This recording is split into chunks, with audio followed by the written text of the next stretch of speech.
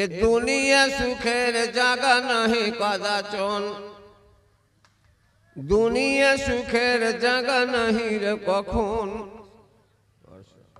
কি জন্যে তাহাতে তুমি আনন্দিত মন, যেদিন জন্মিলে তুমি হাসিল ভুবন, কিন্তু তুমি নিজে ছিলে করিতে কান্দন। এমন জীবন যাপ যেন মৃত্যুকালে, তুমি হাসো আর তারা কাঁদেন সকলে। দুনিয়ায় এলে তুমি কান্দিতে কান্দিতে, একা করে যাবে তুমি কান্দিতে কান্দিতে। নসর জীবনে আশা করিও না ভাবে, কালের কুটিল চালে নিশ্চিন্ত না রবে। হঠাৎ একদিন এমন আসিবে, মৌতের হাতে তুমি গ্রেফতার হবে।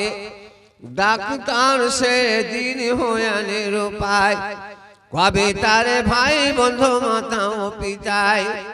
শ্বাস দেখা করে যাও সবাই একবার, লাড়ি ধরা যেন রুগী বাঁচবে না আর।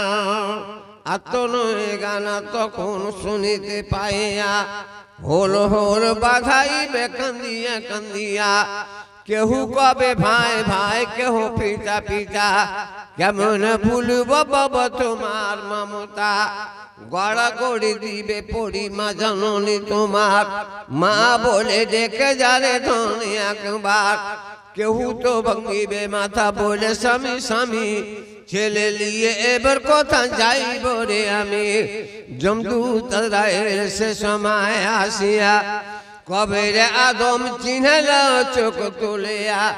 আমিও পারান তব মাতা ও পিতার, কেড়েছি কাড়িব এবে পারান তোমার।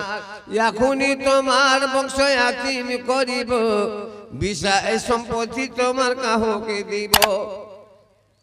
এখনই তোমাকে আমি পড়াবো কাফন, একা ঘোর অন্ধকারে করাবো শয়ন।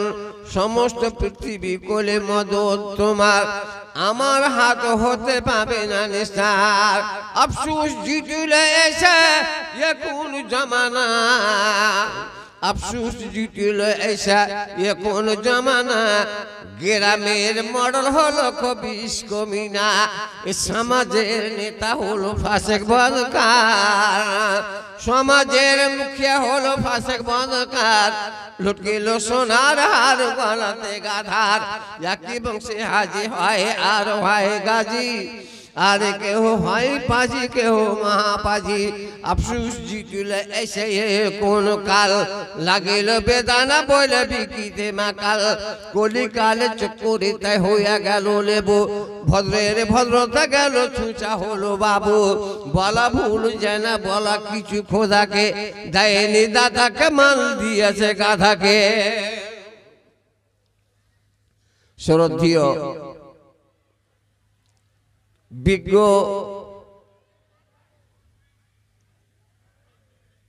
আকাবের উলামায়ে কেরামগণ আর আমার সভাপতি সাহেব,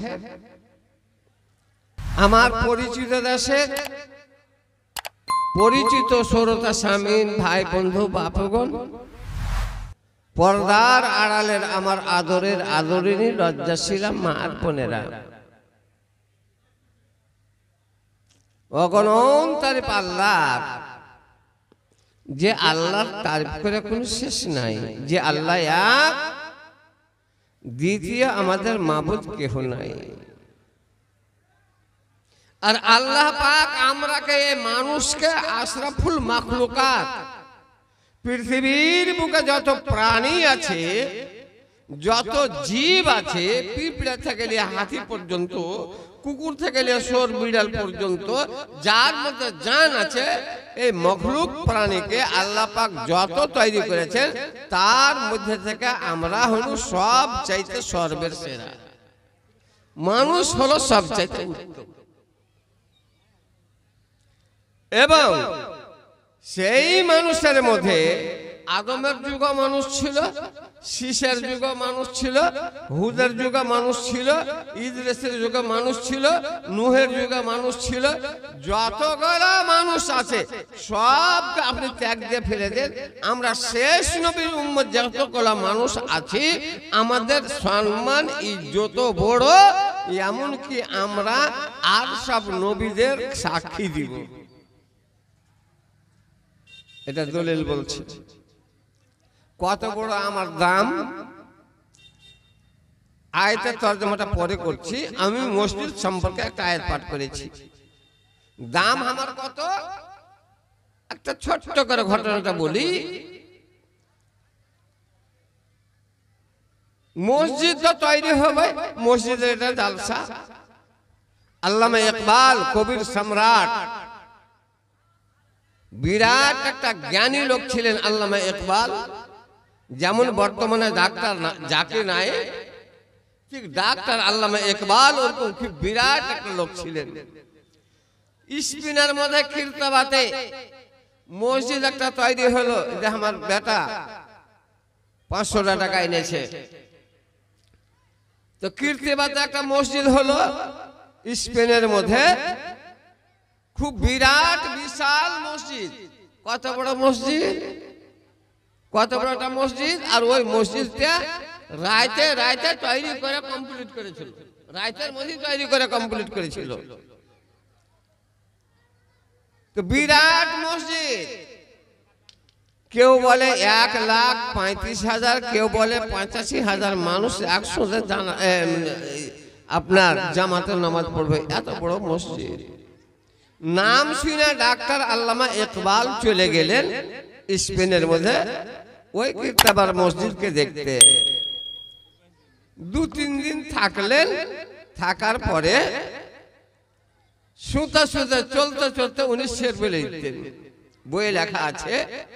দেখলেন 2-3 দিন মসজিদে দেখলেন যে 3-4টা লোক অত বড়টা মসজিদে নামাজ পড়ছে। তখন বেচারা আল্লামা ইকবাল কবির সম্রাট ডাক্তার সাহেব উনি লিখছেন, मस्जिद तो बना दी सब भर में ईमान की हरारत वालों ने। सब मन रात मस्जिद तो बना दी सब भर में ईमान की हरारत वालों ने। मन तो पुराना पापी है, बरसों में नमाजी बन ना सका। भीतर खंडा वही बने खोखला हुआ আছে, भीतर खंडा वही पुराना पापी एंदुर कुकुर ढुके আছে, বছর গত হয়ে গেল কিন্তু নামাজি কেউ হইতে পারলে না। আমি আপনাকে একটা ছোট্ট ঘটনা শোনাবো।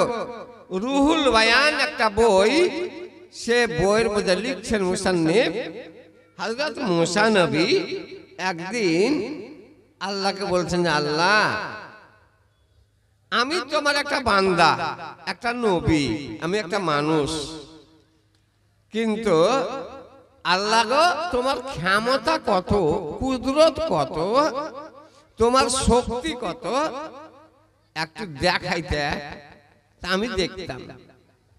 এবার আল্লাহ বলছেন, মুসা আমার শক্তি কত, ক্ষমতা কত দেখবি, আমি দেখাচ্ছি। দরিয়ার তীরে তীরে, নদীর তীরে তীরে রুহুল বায়ানের মধ্যে এই কথাটা লিখছে ইবরাতের জন্য, শিক্ষার জন্য। তো মুসা নবীর হাতে একটা লাঠি ছিল, সে লাঠি খানটা আসলে লাঠি ছিল না, ওইটা আদম নবীর মেশাক ছিল। পরস্পর বেটারা আস্তে আস্তে নাটা হইতে লাগলো। শোয়েব নবীর ভাগে পড়েছিল। এবার শোয়েব নবী মুসা নবীর বিয়ে দিলেন নিজের বেটির সাথে, সাইফুরার সাথে। জামাইকে ওই আদম নবীর মেশাকটা শোয়েব নবীর কাছে এসে যে লাঠি হয়ে গিয়েছিল, ওইটাকে জামাইকে দিলেন দানে, ওই লাঠি ওই মেশাকটা দানে দিলেন। এই যুগে কোন শ্বশুর দিতে পারবে শ্বশুরকে জামাইকে লাঠি? আর এই যুগের বেটালয় পাঁঠা, বেটালয় পাঁঠা। পাঁঠা বুঝেন, যাকে বোকা কহে, বোকার দ্বিতীয় নাম পাঁঠা। মুনসাই খেড়িয়েতে দেখা যায় বেকায় কত গরু বছর ভুঁস, আর কত দেখি পাঁঠা মুন্না মুন্সি দাড়ি রেখে বেচে দিলে বেটা হাটে পাঁঠা বিকাছে আর মসজিদে মুন্না মুন্সি দাড়ি রেখে বেটা বেচছে আর ভোগাতে মধ্যে খুব করছে আল্লাহকে যে ঢং কাকে দেখাচ্ছিস একটা গরিবের জান মুচিড়ে গরিবের টুটি মুচিড়ে এই লানত কতদিনে যে যাবে আল্লাহ জানে। এইবার যাক আমি সেটা বলছি না, আল্লাহ বলছেন মুসা তোর হাতে এই লাঠিখানটা তুই দেখবি আমি খোদা আমার ক্ষমতা কতখানি দেখার যদি থাকে ফাজরে বেয়াসা কাল বাহার মুসারে তোমার এই লাঠির একটা বাড়ি এই দরিয়াতে মারো পানিতে মারো।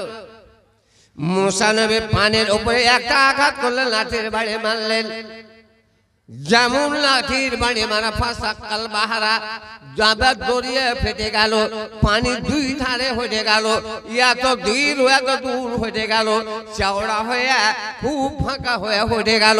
আল্লাহর কুদরত আল্লাহর শক্তি দেখেন আল্লাহর ক্ষমতা দেখেন। এইবার আল্লাহ বলছেন মুসা এ দরিয়ার পানি দুই দিকে আমি আল্লাহ করে দিলাম তুমি নিজের দিকে লক্ষ্য করে রাখো নিজের দিকে তাকিয়ে দেখো। মুসা নবী নিজের দিকে তাকিয়ে দেখে বিরাট আকারের একটা পাথর পড়ে আছে বড় আকারের পাথর একটা ঘরের সমান পাথর চাপটা হয়ে আছে পাথরটা পড়ে আছে। আল্লাহর লীলা দেখেন আল্লাহর হুকুম দেখেন।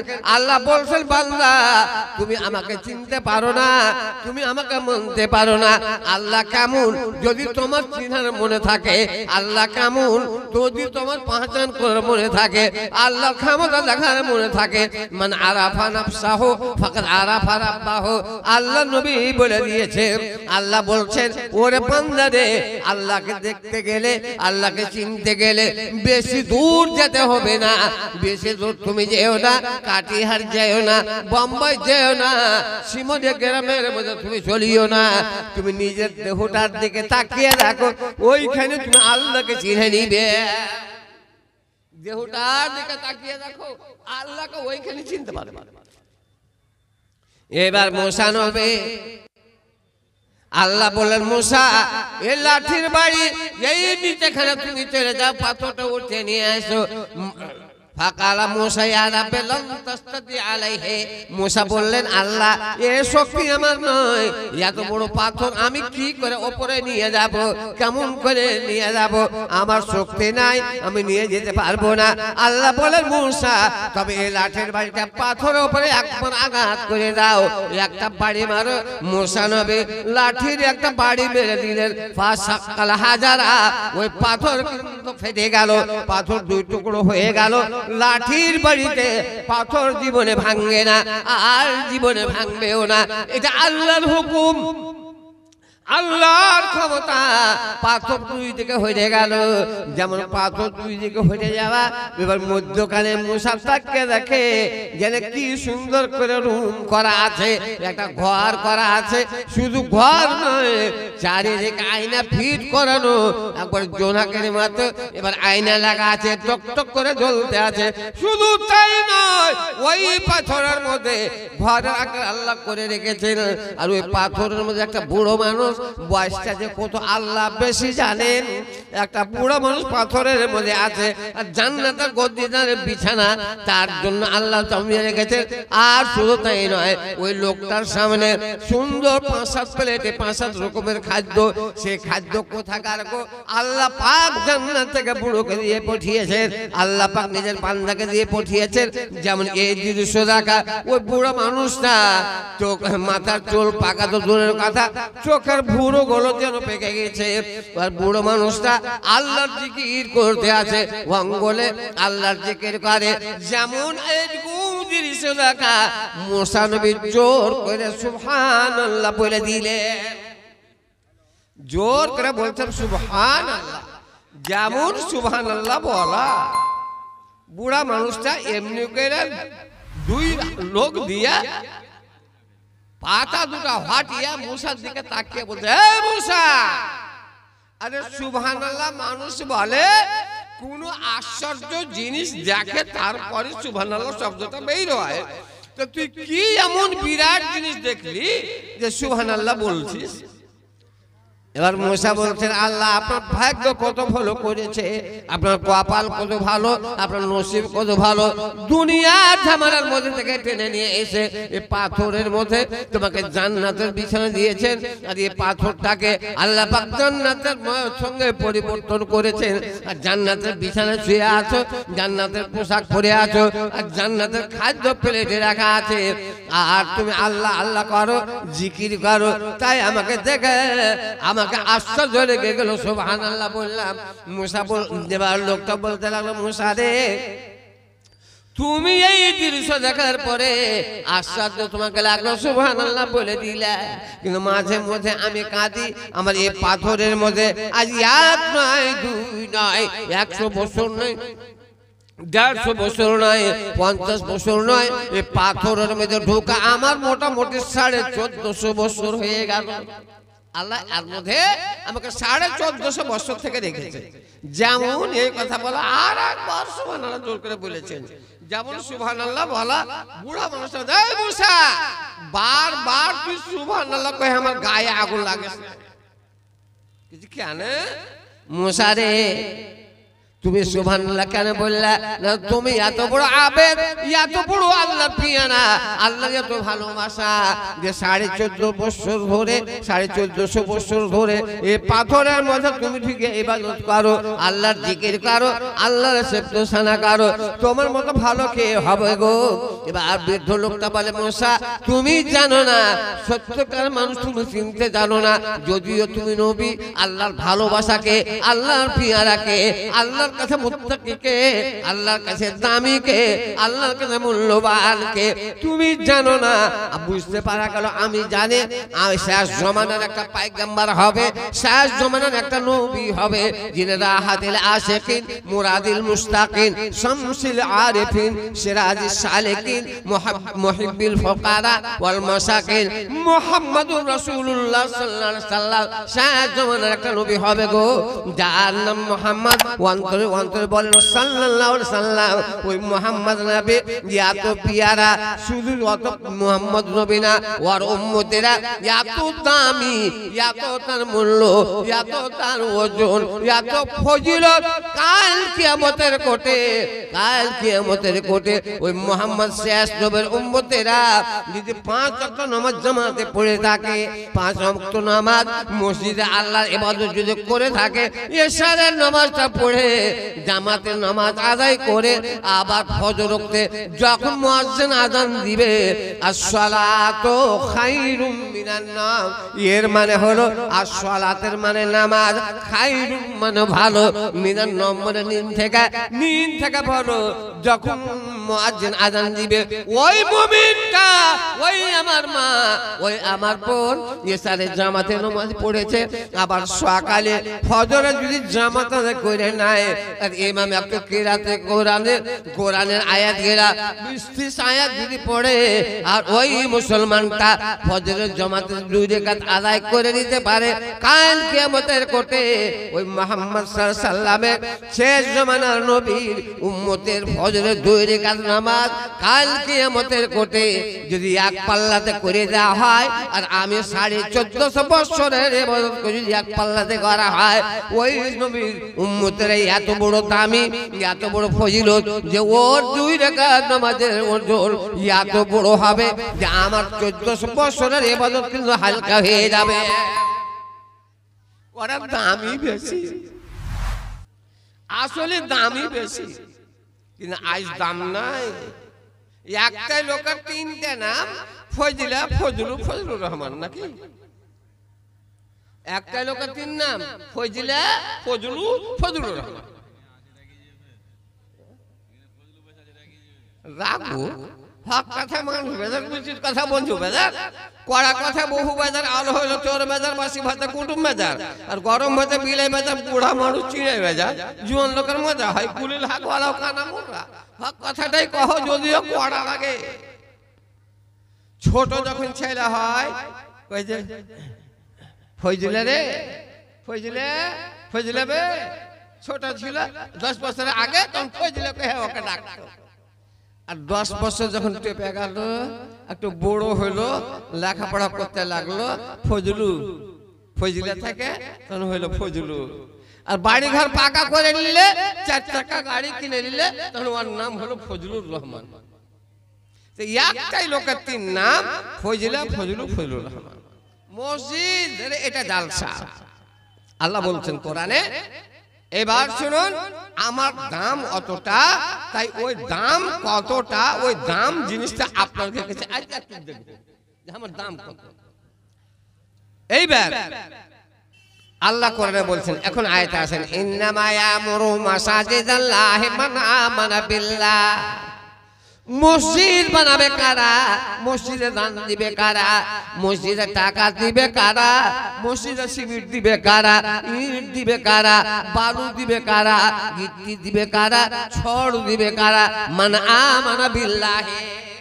এটা আল্লাহ বলছেন, যারা আল্লাহকে বিশ্বাস করে ও কোনো মতভেদ করবে না। আল্লাহর ঘরে আমি দিব, আল্লাহর ঘরে আমি দিব, মতভেদ করবে না। ফালনারকে মসজিদ, ফালনারকে মসজিদ, মুমিনের এটা প্রশ্ন হবে না। যারা আল্লাহকে বিশ্বাস করে তারা মসজিদে দান দিবে। আর কারা দান দিবে? যারা আখিরাতের প্রতি বিশ্বাস করে, আর যারা নামাজ কায়েম করে, যারা নামাজকে পয়গম্বরের মতো কায়েম করে, যারা নামাজ পড়ে, তারা মসজিদ তৈরি করবে, মসজিদে দান দিবে। নিজের জীবনটা চলে গেল, মসজিদ বানাবে।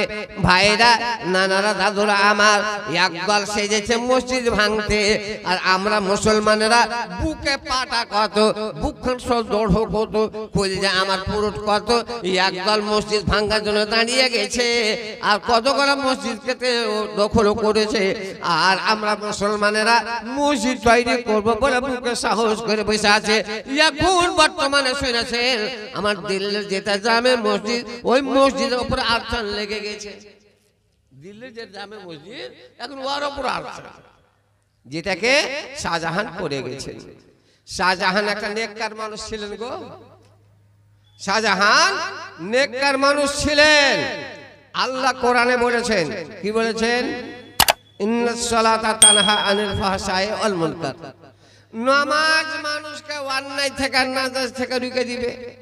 তবে যে নামাজ পড়ে, চাহে মেয়ে লোক হোক, চাহে মদলো হোক, যারা নামাজ পড়বে, দাঁড়িয়েছি নামাজ পড়ছি, আর নামাজ পড়ে আমি যদি গুজব করি, চুগলি করি, ঝুট করি, ফাসাদ করি, বেবিচারি করি, তাইলে আমি নামাজি হইতে পারবো না। আয়াতের অনুযায়ী তাইলে আমি নামাজি হইতে পারবো না। আপনাকে এই করে বুঝাই না, তো একটা উদাহরণ দিই। এটা কোরআন থেকে উদাহরণ দিচ্ছি। আল্লাহ কোরআনে বলেছেন যে আমি এরাকে লাহুম কুলুবুল লা ইয়াফকাহুনা বিহা, আমি এরাকে দিল দিয়েছি বুঝার জন্য। আমার বান্দা বান্দিরাকে দিল দিয়েছি, অন্তর দিয়েছি বুঝার জন্য, মগজ দিয়েছি বুঝার জন্য। যারা এই দিলে, এই মগজে বুঝে না, আর ওয়ালাহুম আইনুন লা ইউবসিরুনা বিহা, আমি সবকে দুটা করে চোখ দিয়েছি এরাকে, যে চোখে তোরা ভালো জিনিস দেখবি, নাজাস দেখবি না, কোরআন দেখবি, হাদিস দেখবি, আলেমের দিকে তাকাবি, গরিবের দিকে তাকাবি। আজ একটা গরিব পিন্ধনে কাপড় নাই, খাইতে পাই না, ওকে দেখবে কেহ নাই। আর ওই গরিবটা যদি একটা অন্যায় কাম করে দেয়, গোটা গাঁলা তখন চোখ দিয়ে দিবে, আবে ফজলে খাইতে পাই না, শালা এগুলো করেছে। মানে ও খাইতে পাই না, আর পেটের দিকে কেউ দেখবে না, আর পিন্ধনে কাপড় নাই, ওই দিকে কেউ দেখবে না। একটু মানুষ ভুল করে দিয়েছে, তখন গোটা গাল আর চোখ ওর উপর পড়ে দিবে। ফালনা এরকম করে কাশিম এগুলো কাম করে দিয়েছে। একটা ছেলে যখন ছোট হয়, এই যে ছেলেটা দিয়েছে, দুবার পড়ুক, গোটা মজলিসের লোক ওকে উঠিয়ে বসাবে, পড়ে গেল ছেলেটা রে, আঁকা বাঁকা করে উঠিয়ে বসাবে। আর ওইটাই ছেলে খালি 20 বছর হয়ে যাক, আর 20 বছর হওয়ার পরে ইঞ্জিনিয়ার হয়ে যাক, সরপঞ্চ হয়ে যাক, কোনো একটা বড় লোক হোক, তখন ওর হাঁটু ভাঙতে ওই লোকটা খাড়ো হয়ে যাবে। শালা কত বেড়ে যাবে, ভাঙ টাং ভাঙ। ছোট কালে যে উঠিয়ে বসালছে 100 বার, আর বড় হয়ে ওকে সহযোগিতা আর করবে না।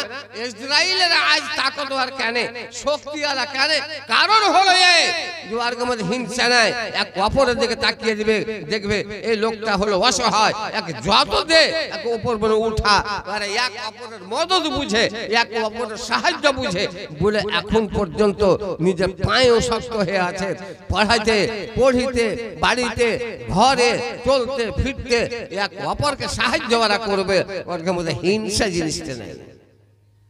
এবার বলতে যাচ্ছিলাম, আল্লাহ বলছেন আমি চোখ দিয়েছি যেটা দেখার জন্য, যারা চোখে দেখে না ওয়ালাহুম আযানুন লা ইয়াসমাউনা বিহা, আমি প্রত্যেক লোককে দুটা করে কান দিয়েছি শোনার জন্য। যারা কানে শুনে না হোক শুনবে না, যায় শুনবে না, ওয়াজ শুনবে না, কোরআন শুনবে না, হাদিস শুনবে না। আল্লাহ বলছেন কান থেকে যে শুনে না, চোখ থেকে যে দেখে না, দিল থেকে যে বুঝে না, এরা কারা গো? এরাকে কি বলবো? আল্লাহ বলছেন উলাইকা কাল আনআম, এরা হলো চার পায়ে জানোয়ারের মতো, এরাই হলো কুকুরের মতো, এরাই হলো ষড়ের মতো, এরা হলো ভেড়ার মতো, এরা তো গরুর মতো, এরা হলো ভৈঁসের মতো, এরা হলো ছাগলের মতো। কুকুর সরষের গাল জানোয়ার বইলে আল্লাহ যদি ক্ষান্ত হয়ে যেতেন, আমার সম্মান বেঁচে যেত, আমার ইজ্জত বেঁচে যেত। আল্লাহ আগে বলছেন বালহুম আযাল, কুকুর সর শিয়াল থেকে খারাপ, কুকুর সর শিয়াল থেকেও খারাপ কিনা? আমি আপনাকে একটা ঘটনা শোনাই।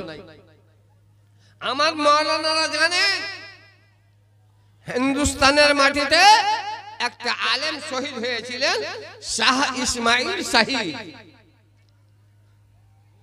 ওনার ওস্তাদ ছিলেন মাওলানা ইসহাক, ওস্তাদ আর বাবাও তাও। তো মাওলানা ইসহাক সাহেব মাদ্রাসাতে যখন পড়াতেন ছেলেরাকে, মাথাতে টুপি দিয়ে পাগড়ি বাঁধে, মাথাতে পাগড়ি থাকতো, দার্সে ছেলে পড়াইছেন, কোনো কথা নাই। বাজারের দিকে ঘুরছেন, গান দিকে ঘুরতে গেলেন, পাগড়ি মাথা আছে, নামাজ পড়ছেন, পাগড়ি মাথায় আছে, পাগড়ি মাথাতে সবসময় রাখতেন, কারণ পাগড়িটা হলো সুন্নাত।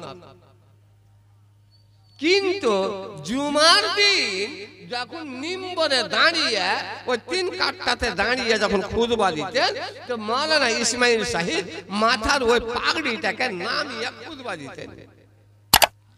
মাওলানা ইসমাইল শাহী মাওলানা ইসহাক সাহেবের এই দৃশ্য দেখার পরে, তেজ মানুষ, ওস্তাদের ভুল ধরেছেন, খাতায় বুজুর্গ গ্রেফতার খাতাস, বড় লোকের ভুল ধরাটাও ভুল। এটা শেখ সাদি লিখছেন ফারসির মধ্যে। তো মাওলানা ইসমাইল সাহেব মাওলানা ইসহাক সাহেবকে এই দৃশ্যটা দেখে সব জায়গাতে পাগড়ি মাথায় থাকে, আর যখন মিম্বরের উপরে উঠে তখন পাগড়িটা নামিয়ে কেন বলছে, মাওলানা একটা কিন্তু খুব আপনার দেখে আমাকে খারাপ লাগলো। কি রে বাবা? যখন আপনি নামাজ পড়ান মাথায় পাগড়ি থাকে, গ্রামে যখন ঘুরতে যান, বাজার ঘুরতে যান, আপনার মাথায় পাগড়ি থাকে, দার্সে বসেন মাথায় পাগড়ি থাকে, কাউকে ওয়াজ করেন মাথায় পাগড়ি থাকে।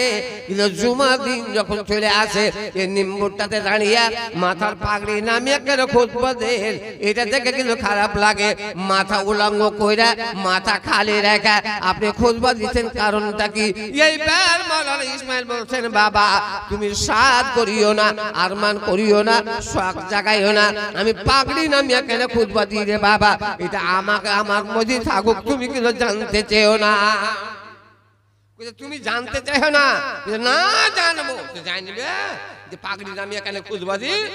জানার যদি মনে থাকে, সামনে জুমাতে তুমি ওয়াজ মুখস্থ করে আসবে, এবার হাদিস কোরআন ভালো করে জ্বালিয়ে জেনে আসবে। সামনে জুমাতে আমি তোমাকে খুতবা দিতে দিব। এবার সামনে জুমা চলে এলো, মাওলানা ইসমাইল শাহী মনে মনে চিন্তা করেন, আজ আমার বাবা আমার ওস্তাদ আমাকে নিম্বরে ওয়াজ করতে দিবে, আমার বাবা পাগড়ি নামিয়ে ওয়াজ করেন, পাগড়ি নামিয়ে নসিহত করেন, আজ ওই পাগড়িটা আমি মাথার মধ্যে দিয়ে ওয়াজ করব, দেখি পাগড়ির মধ্যে কি আছে। এইবার জুমার টাইম হয়ে গেল। মাওলানা ইসহাক মারহুম বলছেন রাহমাহুল্লাহ, বাবা ইসমাইল তুমি এখন নিম্বরটাতে বসো। নিম্বরে বসে গেল। মুয়াজ্জিনকে বললেন তুমি আজান দিতে শুরু করো। আজান দাও। আজান দেওয়া হলো। এবার পাগড়ি মাথায় নাই। মাওলানা ইসমাইল নিম্বরটাতে বসে আছেন আর পাশে মাওলানা ইসহাক বসে আছেন। আজান যখন হয়ে গেল বলছেন মাওলানা, ওরে বেটা ইসমাইল, মসজিদের দিকে তুমি এখন লক্ষ্য করে তাকাও। মসজিদের দিকে তাকিয়ে দেখো কে বসে আছে রে। না তো ওটা হলো চাচা, ওটা হলো ভাই, ওটা হলো দাদু, ওটা হলো ফালানা। আমার গ্রামের লোক বসে আছে। কে দাদু, কে নানা, কে ভাই, কে পোতা, কে ভাতিজা। আমার গ্রামের লোক কে বসে আছে? না তো সবাই মানুষ হয়ে বসে আছে। কেমন হয়ে বসে আছে? কার মাথায় টুপি আছে, কার মাথায় গামছা আছে, কার মাথায় রুমাল আছে, কিন্তু খালি মাথায় বসে আছে। বলে বাবা এগুলা মানুষ বসে আছে দেখলে? না তো হ্যাঁ হ্যাঁ সবাই মানুষ বসে আছে। যেমন এই কথা বলা। বলে বাবা এখন আমি আমার পাগড়িটা তোমার মাথায় দিব, চোখ বন্ধ করে নাও। এবার চোখ বন্ধ করলো। যেমন চোখ বন্ধ করলো, বিসমিল্লাহির রহমানির রহিম বলে কেরামতের পাগড়ি, আল্লাহওয়ালা লোকের মাথার পাগড়ি বিসমিল্লাহ বলে মাথায় বসিয়ে দিলেন। বলে বাবা আমি যতক্ষণ পর্যন্ত তোমাকে চোখ খুলতে না বলবো, তাকাতে না বলবো, ততক্ষণ পর্যন্ত তুমি লোকের দিকে তাকিয়ে দেখবে না। এবার তুমি দাঁড়িয়ে যাও, নিম্বর উপরে খাড়ি হয়ে যা। মাওলানা ইসমাইল সাহিব পাগড়ি মাথায় বসে দিয়েছেন, চোখ বন্ধ করে খাড়ি হয়ে গেলেন। বলে বাবা এখন খাড়ি হয়ে সাব্যস্ত হয়ে গেছো? না তো হ্যাঁ হয়ে গেছে। বলে বেটা রে এখন মসজিদের দিকে চোখ খুইলা যে লোকগুলাকে বসে দেখলি ওই লোকগুলোর সামনে খুতবা শুরু করে দে। আলহামদুলিল্লাহ নাহমাদুহু ওয়া নাস্তাঈনুহু ওয়া নাস্তাগফিরুহু, এরকম করে তুমি খুতবা শুরু করে দাও। যেমন এই আদেশ পাওয়া মাওলানা ইসমাইল সাহেব বড় সাদ করেছিল, আরমান করেছিল। চোখ খুলে যেমন মসজিদের দিকে চোখ খুলে তাকিয়ে গেছে, খুতবা কি পড়বে। আলহামদুলিল্লাহ নাহমাদুহু কথা মুখ দিয়ে বাইর হয় না, থরথর করে কাঁপতে শুরু করে দিয়েছে। আর গোটা আটা গোটা শরীরটা পাশি নাই ঘামে যেন ভিজতে শুরু হয়ে গেল। এবার মাওলানা ইসমাইল বলছেন মাওলানা আব্বা জান দয়া করে আমাকে নামিয়ে দেন, আমি আর খুতবা দিতে পারবো না, আমি খুতবা দিব না, আপনার ভুল ধরবো না। আপনার ভুল ধরা আমার ভুল হয়ে গেছে, আব্বা জান আমাকে নামিয়ে দেন, আমি খুতবা দিতে পারবো না। মনে হয় আমার জান বাড়িয়ে যাবে, ভয়ে আমার জিভা বাড়িয়ে যাবে, কলেজা মুখ দিয়ে বেরিয়ে যাবে। যেমন এই কথা বলা মাওলানা ইসমাইল মাওলানা ইসহাক সাহেব মনে মনে চিন্তা করছেন আমার ছেলে এই নিম্বরটাতে আজ মরে যাবে। চট করে দাঁড়িয়ে যায় মাওলানার মাথা থেকে ইসমাইল সাহেবের মাথা থেকে পাগড়ি টেনে নিলেন আর পাগড়ি টেনে নিয়ে নিজের মাথায় দিয়ে দিলেন। বলে এবার খুতবা দাও। মাওলানা ইসমাইল সাহেব আশ্চর্য হয়ে গেলেন। খুতবা হলো, নামাজ হলো। নামাজ পড়ার পরে এবার বলছেন বাবা রে তুমি নিম্বরে আমার পাগড়ি মাথায় দিয়ে যখন নিম্বরের দিকে তাকিয়ে দেখলে তখন থরথর করে কাঁপছিল, তোমার শরীরটা ঘেমে গিয়েছিল। আর তুমি তুমি কত বলেছিলে আমি মরে যাব, আমার কলিজা মুখ দিয়ে বের হয়ে যাবে। কি দেখেছিলে রে বাবা? আর আমি পাগড়ি টেনে এলাম, তখন ফের খুতবা দিলাম। বলে আব্বা জান আপনার পাগড়ি না দেখাম না, মাথায় না দেওয়ার আগে আমি মানুষকে দেখেছিলাম, কিন্তু আপনার পাগড়ি যখন আমার মাথায় পড়ে গেল, মাথা যখন দিয়ে দিলেন, মাথাতে পাগড়ি দিয়া মসজিদের দিকে তাকিয়ে দেখি যারা আমার ভাই ছিল, আমার গ্রামের লোক ছিল, কে তো মুন্না, কে তো মুন্সি, কে তো হাজি, কে তো ডাক্তার, সবাই মানুষের আকারে বসেছিল। কিন্তু আপনার পাগড়ি মাথায় দেওয়ার পরে মসজিদের দিকে যখন আমি দেখলাম একটা মানুষ নাই, কে যেন কুকুর হয়ে বসে আছে, কে যেন জামার হয়ে বসে আছে, কে জানোয়ার হয়ে বসে আছে, কে যেন সুর হয়ে বসে আছে, আর বড় বড় দাঁত করে আমার দিকে যেন দৌড়িয়ে চলে আসছে। পাগড়ি মাথায় দিয়ে দেখছি, বলছে বাবা ওই লাগে আমি পাগড়ি মাথায় দিয়ে খুতবা দিই না, মানুষ এটা আবুল কাসিম একটা মৌলবি, ফালনা একটা হাজি, ফালনা একটা গাজী, কিন্তু ভিতর খানটা কুকুর সরের মতো মানুষ নাই। আমি টক টক করে দেখতে পাচ্ছি, তুই দেখলি? এইবার ভাই আমি আয়াতটা পড়েছি, আপনাকে বিশ্লেষণ করে বুঝিয়ে দিব। কিন্তু জালসাটা হলো মসজিদে, আল্লাহর ঘরে, আল্লাহর ঘরে জালসা। আল্লাহর কালাম 30টা পারা, 30 পারা আল্লাহর কালাম, 30 খণ্ড। মত বলে যদি ঘর ভাই থাকে, কোনো মতভেদ না করে আল্লাহর ঘরের জন্য 30টা লোক কে দাঁড়াচ্ছেন, দাঁড়ান তো দেখি। এক পারা কোরআনের মহব্বতে, এক কোরআনটাকে বুকে নিয়ে আল্লাহর রাস্তাতে 30টা লোক, বাপ মরে গেছে, ভাই মরে গেছে, দাদু মরে গেছে, দাদি মরে গেছে, 1000 টাকা করে টাকা। যারা মরে যায় ডুবা মানুষের মতো হাবুডুবু করতে থাকে। দুনিয়াতে যারা বেঁচে থাকে, বাপ বেঁচে আছে, ভাই বেঁচে আছে, পোতা আছে, ওর দিকে আশা তাকিয়ে থাকে। আর ওই দাদুটা, ওই মৃত্যু বাপটা কবরে আজাব যদি হইতে থাকে, কবর থেকে কান দেওয়ার ডাকে, বেটা রে আমি বেঁচে ছিল কত ময়া করছিলি, পোতা রে আমি বেঁচে ছিল কত ময়া করছিলি, আমার লেগে দোয়া কর, আমার লেগে দান কর, আমার লেগে খায়রাত কর। ওই বাপের উপরে কে ময়া নাই, ওই মৃত্যু বাপের জন্য, ওই দাদুর জন্য, নানার জন্য কবরে আজ কাঁদছে, তোমরাকে ডাকছে। 30টা লোক এক পারা কোরআনের মহব্বতে 1000 টাকা করে টাকা। 30টা লোক দাঁড়ান তো দেখি, বেশি করে বলবো না। 10টা লোককে আল্লাহ পাক জান্নাতের টিকিট দিয়েছিলেন পৃথিবীর বুকে, যাদেরকে আশারে মুবাশশারা বলা হয়। যেমন আল্লাহ নবী বলেছিলেন, আবু বকর জান্নাতি, উমর জান্নাতি, উসমান জান্নাতি, আলী জান্নাতি, জুবাইর জান্নাতি, তালহা জান্নাতি, আনাস জান্নাতি, সাঈদ জান্নাতি। এমনি করে করে 10টা লোককে আল্লাহ পাক দুনিয়াতে জান্নাতের টিকিট দিয়েছিলেন। কে জান্নাতের টিকিট দিবেন? 10টা লোক, আমার ভাই, আমার নানা, আমার দাদু। 5000 টাকা করে টাকা। বেশি করে আপনার কাছে চাইনি। গত রাতে জালসা করলাম মসজিদের এই কারাঙ্কিয়াতে, আপনার কপরিডি থেকে আগে ওই জালসা থেকে এখানে এসেছি। কালো জালসা আছে, লাগাতার জালসা আছে ভাই।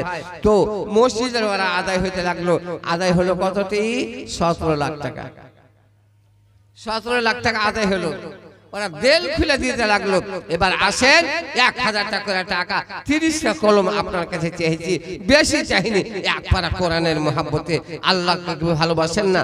মত বলে কার ভয় আছে? জাহান্নাম বলে কার ভয় আছে?